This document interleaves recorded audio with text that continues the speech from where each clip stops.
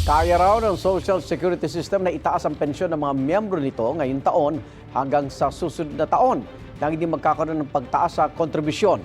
Ayon po yan sa SSS dahil daw yan sa lakas ng financial performance ng pension fund. Hindi na daw ito ikalulugi ng SSS dahil sa kinita ng ahensya kasunod ng contribution rate hike noong January 2025. Magpapatuloy naman sa Setyembre taong ito at sa 2027 ang 10% annual pension increase ng mga retirado at may kapansanan.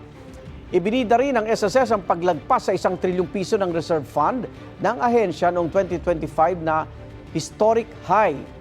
Pinakamalaki din sa kasaysayang net income ng ahensya nitong nakaraang taon at umabot yan ng halos 143 billion pesos.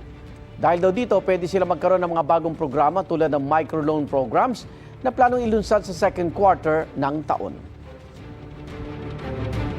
Igan, mauna ka sa mga balita, mag-subscribe na sa GMA Integrated News sa YouTube para sa iba't ibang ulat sa ating bansa.